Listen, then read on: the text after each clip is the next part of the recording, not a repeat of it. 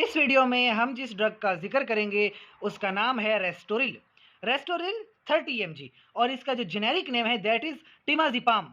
Capsules हैं और इस पैकिंग में 10 कैप्सूल्स आती हैं और डोज इसकी 30 mg है। तो आपको पता हो कि 30 mg इंतहाई बहुत ज़्यादा डोज है। सबसे कम डोज आती है 7.5 mg, फिर आती है 15 mg, फिर 22.5 और सबसे हाई डोज है 30 mg। स्पेसिफिकली देखा जाए तो लिखा है फॉर स्लीप डिसऑर्डर, यानी जब आपको नींद नहीं आती ना उस वक्त आपको ये मेडिसिन प्रेस्क्राइब की जाती है। डॉक्टर पर्ची पे लिख के देगा तभी आपको फार्मेसी से मिलेगी, पर्ची के बगैर ये मेडिसिन आपको नहीं मिलती है क्योंकि इस मेडिसिन में बहुत ज़्यादा एडिक्शन है। तो अगर आप खुद से ये मेडिसिन इस्तेमाल करोगे तो आपको एडिक्शन हो जाती है जिसकी वजह से आपको बहुत ज़्यादा फिजियोलॉजिकल डिपेंडेंस हो जाती है। फिर इस मेडिसिन के बगैर आपको नींद नहीं आएगी और इससे आपकी जो हेल्थ है फिजिकल भी और मेंटल भी बहुत ज़्यादा डिस्टर्ब हो जाएगी। दैट्स वाई ये एक प्रेस्क्रिप्शन मेडिसिन है। करती क्या है, दरअसल जिन लोगों को नींद नहीं आती ऐसी बीमारी को कहते हैं इंसोम्निया। ऐसे टाइम पे आपके पास नॉर्मल डोज होती है 15 से लेके 30 mg तक, लेकिन डायरेक्टली 15 से भी स्टार्ट नहीं करते। सबसे पहले आप लोवेस्ट डोज से स्टार्ट करोगे। 7.5 mg रात को एक ही टैबलेट इस्तेमाल करेंगे और आराम आराम से फिर आपको असर दिखेगा। अगर 7.5 से आपको असर नहीं मिलता तो 7.5 के बाद आप 15 mg पे जाएंगे, उसके बाद 22.5 और बाद में बहुत एंड लिमिट हो तब आप 30 mg की मेडिसिन इस्तेमाल कर सकते हैं। लेकिन सबसे पहले लोवेस्ट डोज से स्टार्ट करना पड़ता है।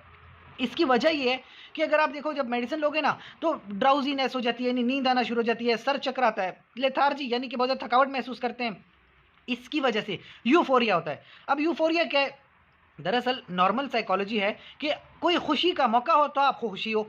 ये मेडिसिन लेने से आपको वैसी खुशी होती है, कोई मौका नहीं होता खामा खा के खुश होते रहते हैं, जिसकी वजह से फिर एडिक्शन हो जाती है और खामा खा की डोज बढ़ाते हैं लोग, जिसकी वजह से फिर उनको कन्फ्यूजन, वर्टाइगो, वीकनेस, एमनीजिया चीज़ें भूलती हैं। तो जब आप गम भुला देते हो तो आपको इसकी मेडिसिन की आदत हो जाती है। दैट्स वाई ये मेडिसिन प्रेस्क्रिप्शन मेडिसिन है कि खामा खा आप इसकी डोज नहीं बढ़ाएं। और जब आप इस मेडिसिन को छोड़ना चाहो तब अचानक से नहीं छोड़ते बल्कि डोज टेपरिंग करते हैं। 30 से पहले आओगे 22.5 पे, 22.5 के बाद 15 और 15 से आखिर में 7.5 mg तक आओगे तभी इस डोज को छोड़ते हो। That is called as dose tapering.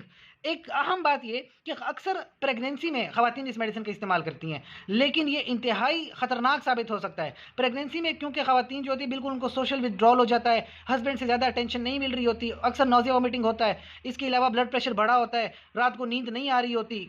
That's why फिर वो ऐसी मेडिसिन का इस्तेमाल करती हैं ताकि रात को नींद आए।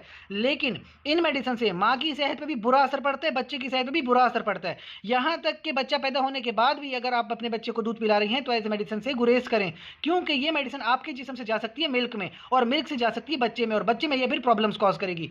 प्रॉब्लम्स जैसे कि रेस्पिरेटरी डिप्रेशन कॉज कर सकती है, इसके अलावा और भी बहुत सारे मसले मसाइल बच्चे में भी कॉज कर सकती है और माँ में भी कॉज कर सकती है। हाई डोज की वजह से कोमा भी हो सकता है और डेथ भी हो सकती है।